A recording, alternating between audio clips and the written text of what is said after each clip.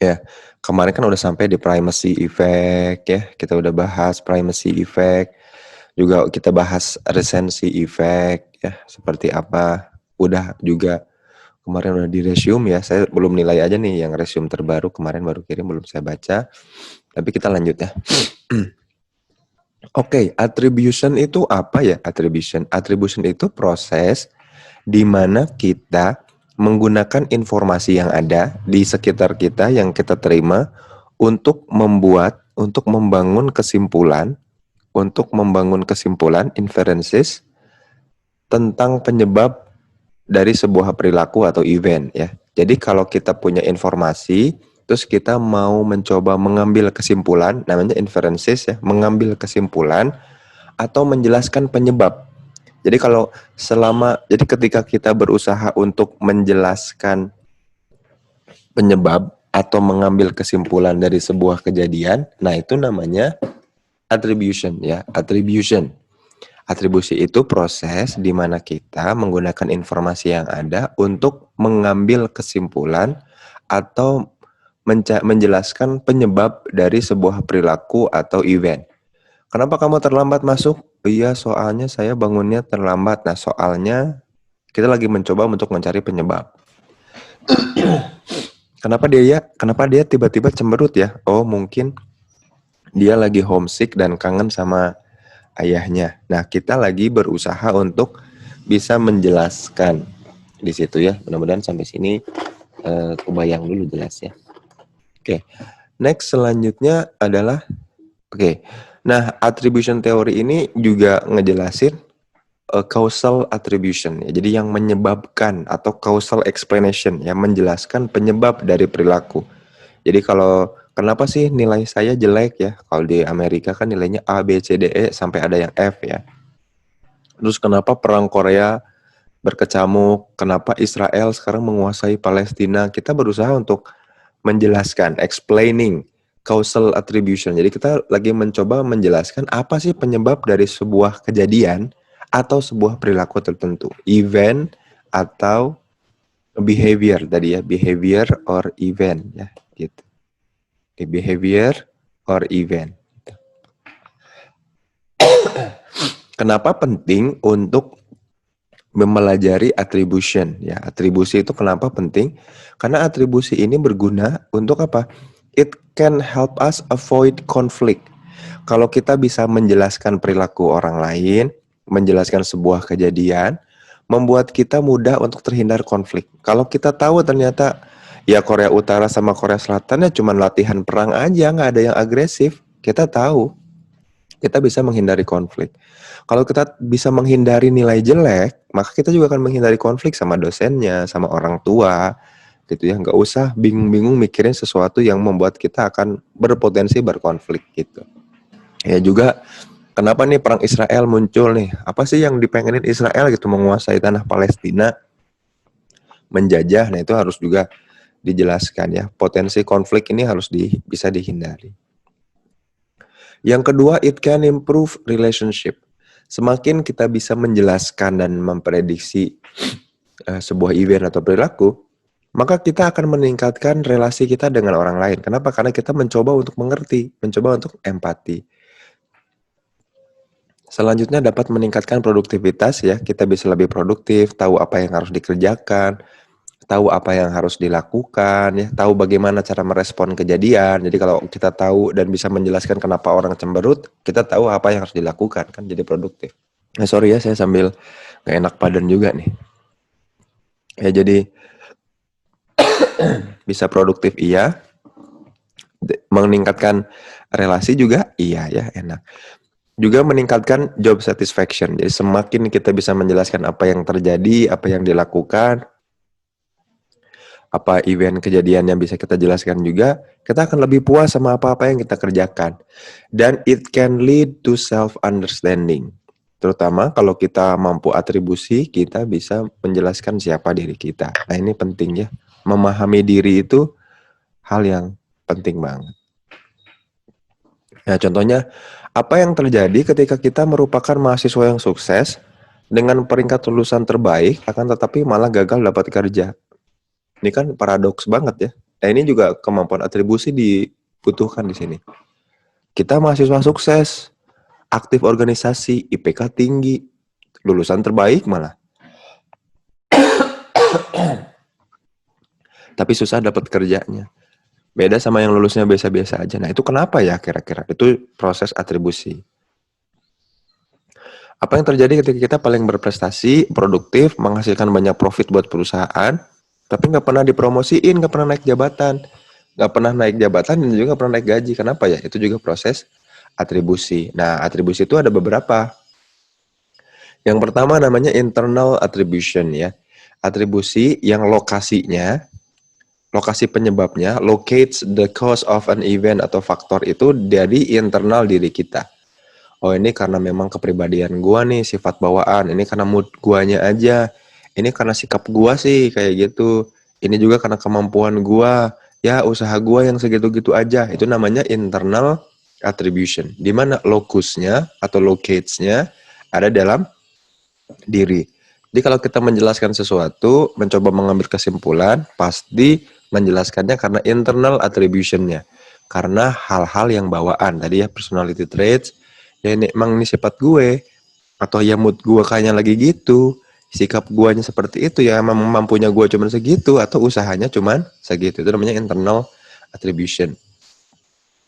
Kalau external attribution yang kebalikannya, locates the cause of an event to faktor eksternal, jadi luar diri.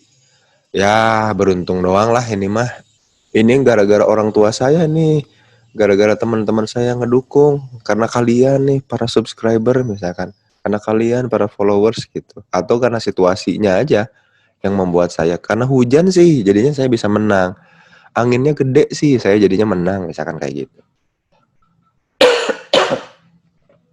Ada juga correspondent inference, sebuah kesimpulan yang diambil bahwa si action itu correspond or is indicative of a stable personal characteristic. Ini berkaitan dengan tanda-tanda yang sifatnya stabil atau konstan ya, namanya correspond inference. Jadi sebuah actionnya memang cocok sama orangnya. Karena dia cakep, ya dia suka berdandan. Ya wajar dia suka berdandan karena dia cakep. Jadi jika makanya itu cocok ya. Dia pinter, nah karena pinter ini dia ranking 1 atau juara kelas. Dia juara kelas karena dia pinter, itu korespon ya. Beda sama yang ini, yang internal, ya karena saya berusaha, bukan karena dia pinter, dia karena saya berusaha keras, effort. Ya karena saya mampu aja ngerjain soalnya. Ya karena saya sikapnya positif ketika ujian. Beda kalau dulu mood saya jelek gitu. Itu kalau internal attribution. Kalau korespon ini sejalan. Ya pinter tuh pasti bagus nilainya. Ya orang yang cantik itu ya karena dandan misalkan. Ya orang yang nggak dandan mau secantik apapun ya kalau nggak dandan ya nggak cantik. Bangun tidur misalkan ya dan lain-lain. Terus covariation principle. Jadi prinsip di mana attribution theory itu jadi kalau ini ada beberapa jenis ya, ada jenisnya internal sama eksternal. Kalau ini beberapa prinsipnya. Prinsipnya correspond inference. Orang itu mikir kalau attribution itu terjadi kalau tadi ada jika maka. Orang yang pintar ya maka juara kelas harusnya. Bisa jawab pertanyaan. Orang yang baik ya pasti beruntung gitu. Rajin pangkal apa ya? Gitulah ya. Menabung pangkal sukses gitu ya. Enggak, menabung pangkal kaya gitu. Kayak gitulah, jika makanya kebayang. Jadi orang tuh mikir attribution, mencoba mengambil kesimpulan dan menjelaskan itu berdasarkan koresponnya. Ya. Selanjutnya adalah ini. Covariation principle. Kalau tadi correspondent inference, yang kedua covariation principle. Kalau covariation principle itu prinsip bahwa attribution theory itu karena perilaku tertentu. Dia muncul karena perilaku itu muncul dan nggak muncul kalau perilaku itu nggak muncul. Jadi nilai bagus itu bukan karena pintar, nilai bagus itu karena belajar. Nah kalau nggak belajar, mau si pintar apapun ya nggak akan nilai bagus, gitu maksudnya.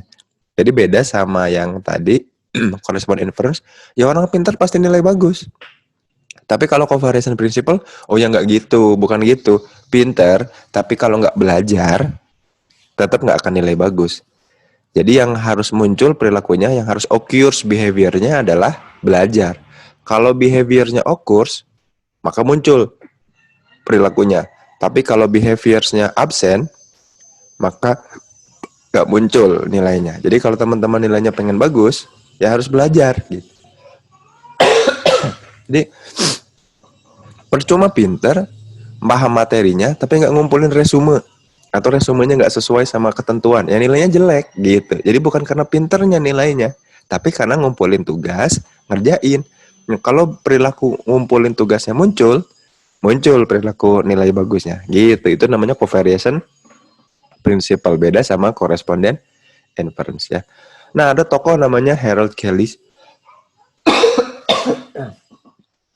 Dia ngeluarin teori namanya Harold Kelly's attribution ya. Jadi orang itu biasanya mendefinisikan perilaku itu dalam beberapa tipe ini. Jadi orang tuh ngejelasin perilaku tuh karena orangnya, karena keseluruhan kejadiannya, entity, termasuk ada situasi di situ, dan juga ada waktu. Ya. Jadi person, entity, sama time. Itu kita singkat jadi PET gitu ya. Gitu. Jadi kalau ini kira-kira orang tuh ngejelasin perilaku sesuatu tuh karena apanya? Biasanya kalau tiga. Apakah karena orangnya? Oh, ini orangnya emang keren. Kalau bukan karena orangnya, berarti karena situasinya. Ya iyalah, dia bisa pinter, orang situasinya ngedukung, orang dia laptopnya lagi bagus, kebetulan dia punya software apanya, jadi resume-nya jadi bagus, pas ujiannya juga pas gitu. Atau soal waktu, tentang sesuatu hal yang nggak bisa didapat di waktu-waktu lain. Wah, kebetulan aja dia lagi nggak direpotin sama keluarganya. Kalau aku sih pas kebetulan di tetangga tuh lagi pandemi nih, lagi ada yang kena, orang pada khawatir dan cemas. Waktunya dia pas, saya waktunya nggak pas gitu. Jadi kalau kata Harold Kelly, orang tuh biasanya menjelaskan perilaku di terms of person, entity, sama time. Namanya PET. Ya. Dan kalau kata Harold Kelly, causal attribution itu based on consensus.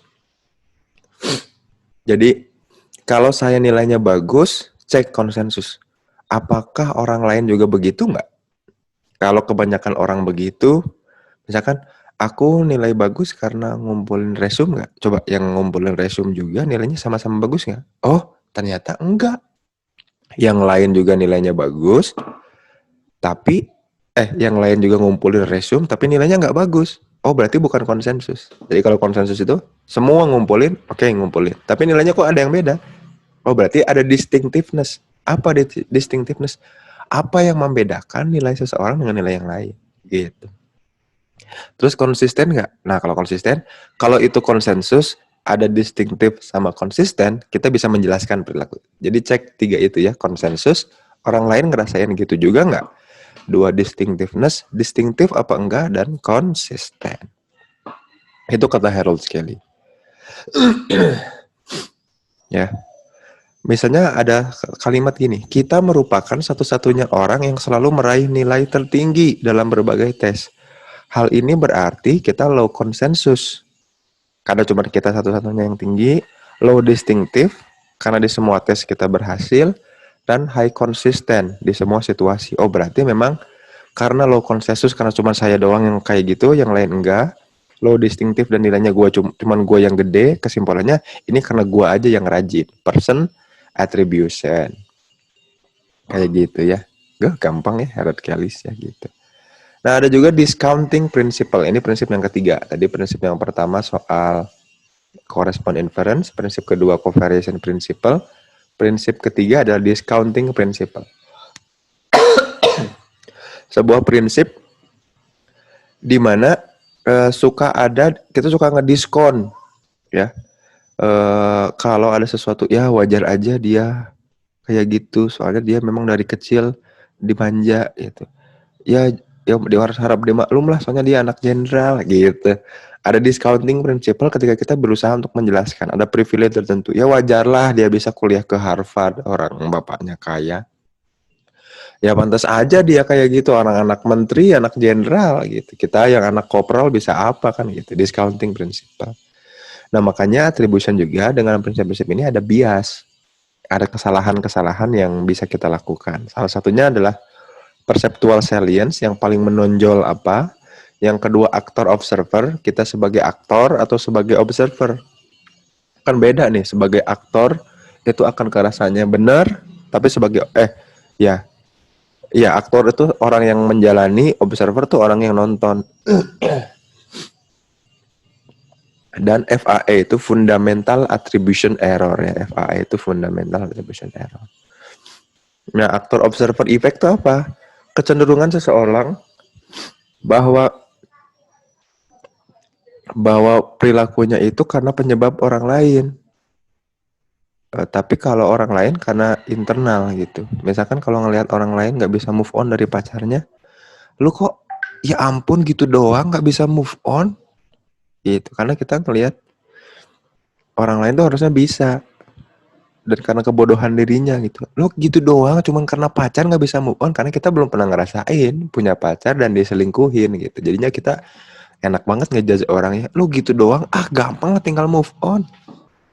Ya ampun yang gitu doang nggak bisa. Nah kita bilang gitu karena kita udah selesai melewatinya. Ya ampun mata kuliah statistik aja nggak bisa. Karena kita udah lulus. Gitu. Nanti juga teman-teman kalau udah S2 ya, ngelihat anak S1 tuh ya ampun skripsi doang nanti deh rasain pas nanti tesis gitu. Itu namanya error tuh, aktor observer effect. Ya, kita nggak ngerasain di posisi dia. Ya. Ya ampun jalan doang segitu sekilometer ya berat buat orang kan beda. Ya kayak saya juga ya kadang-kadang ngelihat orang yang ngerjain skripsi kan karena lagi disertasi ya ampun ngajarin skripsi gitu doang kayak yang susah ya padahal kan bisa jadi buat teman-teman susah gitu makanya lucu kadang-kadang suka bias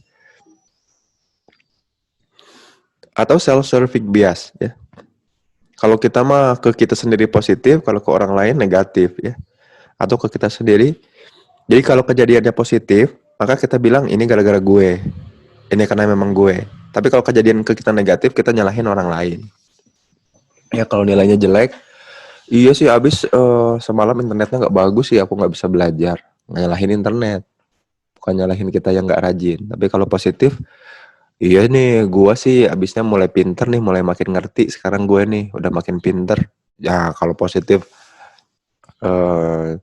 ngedukung diri sendiri tapi kalau negatif kita nyalahin lingkungan kerjaannya kita banget ya kayak gini gitu.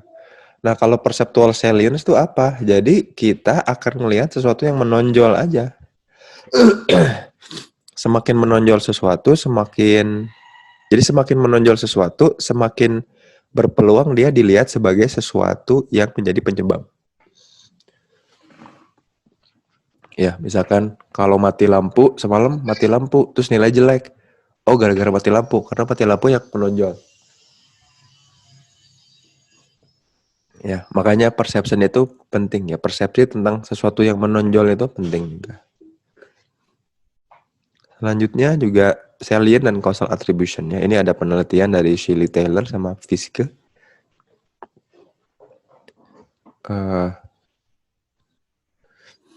Ini mau jadi A dan B ini lagi ngobrol mau dilihat yang mana yang bersalah ya, yang mana yang paling menonjol atau kalimat mana argumen siapa yang paling benar. Nah, tergantung cara kita melihat ternyata. Kalau observer B akan melihat bahwa yang benar tuh yang B. Karena posisi dia ngelihat B. Kalau observer A akan melihat yang benar tuh A. Padahal yang benar tuh yang tengah-tengah. Jadi kalimat malaikat tuh dua-duanya netral. Observer C yang benar. Jadi cara kita melihat ternyata mempengaruhi causal attribution. Jadi kalau kita